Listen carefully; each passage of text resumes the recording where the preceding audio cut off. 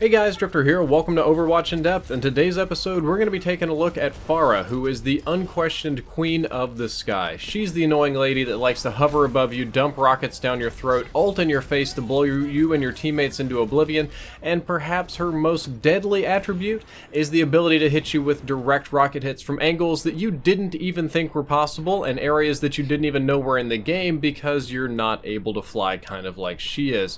Pharah is one of my favorite characters to use in Overwatch because she reminds me so much of playing Quake or Unreal or Tribes or any of those sort of arcade shooters, and I think that she was designed to appeal to those type of FPS players. If you played any of those sort of old school games, you'll probably feel right at home with Pharah. She has a base health of 200, which is standard for attack heroes, nothing really special there, but it does tend to get chunked down pretty quickly because she is annoying and a lot of people like to make sure that she dies first.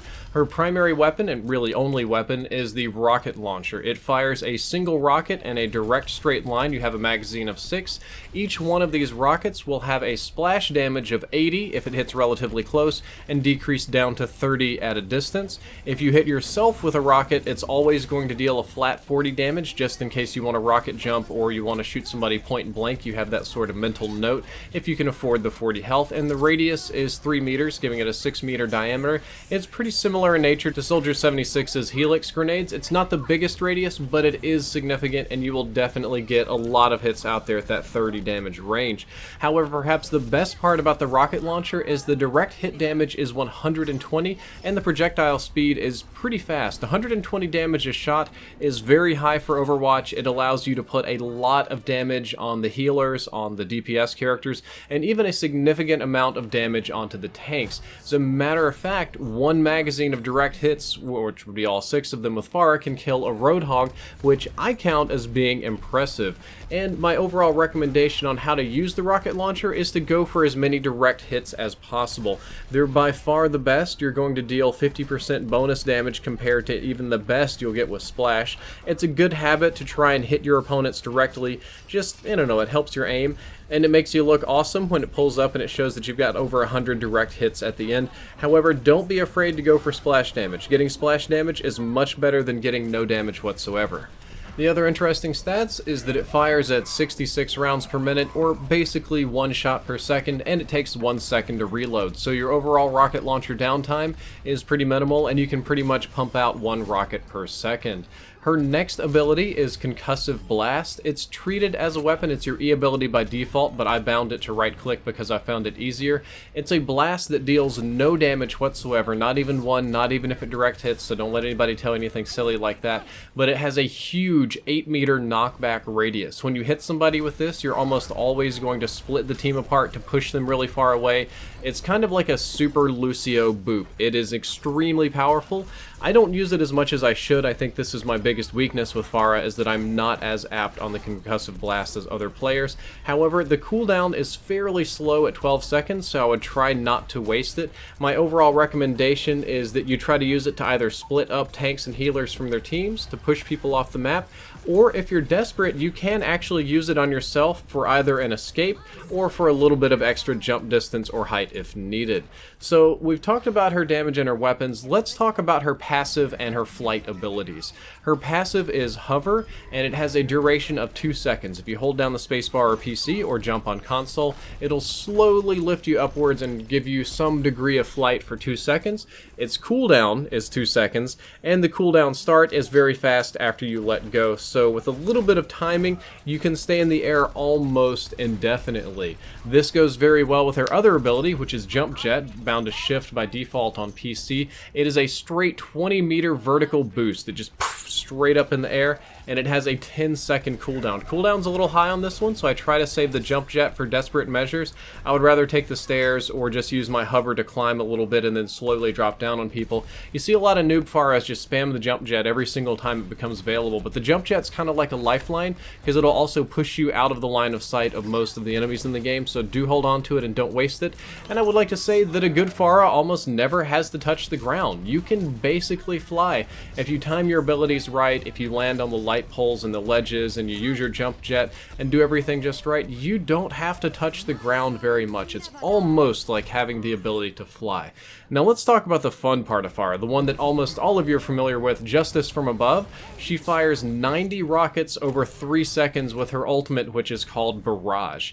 That is 30 rockets a second, 90 in total, and each one of these rockets will deal 40 damage, which is similar in nature to the far end of your rocket launcher blast radius damage, and that's a shocking amount of damage. As a matter of fact, if you hit somebody with all of the rockets, which is albeit improbable, your total potential damage is 3,600 per ultimate. That's more health than most teams have altogether, so it has the potential to completely wipe a team if used properly.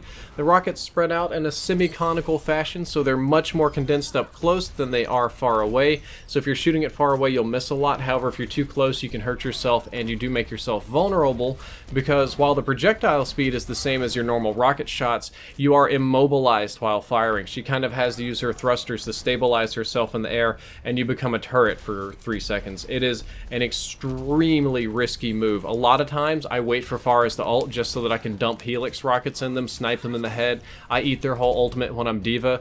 Make sure that you've set this up well with your teammates. I think this is one of the best ultimates in the game for comboing, usually with Zarya, but also with Mei, and sometimes with Lucio with your sound barrier. And if you're Zarya, I would recommend throwing a shield on any Pharah that's getting ready to ult, because any type of intelligent enemy should try to knock her right out of the air.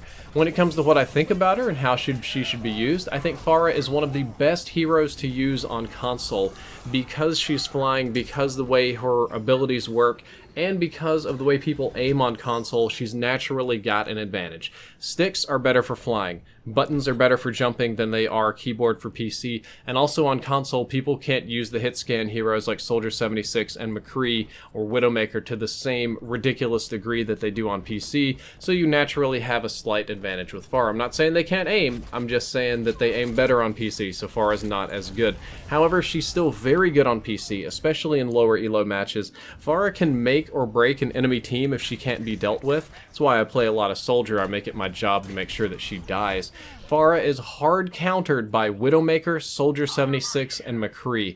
These three popular characters can eat her butt alive because they're just long-range hit scans. She's somewhat countered by D.Va because D.Va can fly up in her face and shoot her with the shotguns and eat her ultimate, and surprisingly by Ana, because when Ana aim down sights she has a hit scan and she can put her to sleep during her ultimate. So Pharah has a lot of counters. She may not be the best character to play at higher elo, or if you're going up against any of those other counters that I mentioned that are very good. One of the cool things you can do with Pharah and Mercy is a little Pharmacy. You can have Mercy heal you and stick to you for pocket protection. It's a great strategy. Even still, a couple months into the game, a lot of people don't know how to deal with it. Mercy can just stick to you and hover around and heal you, keep you alive, give you damage boost, and do a lot of very nice things. So if you have a cooperative Mercy, that's great, and if you run into this online, you're going to need a Zenyatta Discord orb on one of them to make them die quickly. And I think that Pharah is best used on maps with lots of ledges and where enemies don't have a lot of hit scan heroes. Anytime that you can hover outside the walking areas of the map gives you an advantage, a lot of unique angles. Anytime that you can get up really high and shoot down is great. Anytime you can use your concussive blast to push people off the map, it's just free kills. And she works great if you look at the enemy team composition and notice that they don't have hit scan heroes for some reasons. If they don't have hit scans, you should be playing Pharah. Finally, when you are playing Pharah, you should take some tips from this episode. Try not to touch the ground, because you don't have to. You should be up as high as possible. Go for as many direct hits as possible, and try to save your ultimate for combos. Solo ulting with Pharah typically doesn't work as well. A lot of times you get picked out of the sky, people run away, but comboing it with another hero, especially Zarya or Mei, can be amazing. So I would highly recommend you do it. Guys, that's all for this in-depth episode. I hope that you enjoyed it. I hope you learned something useful. If you did, don't forget to like, favorite, and subscribe. Drifter out.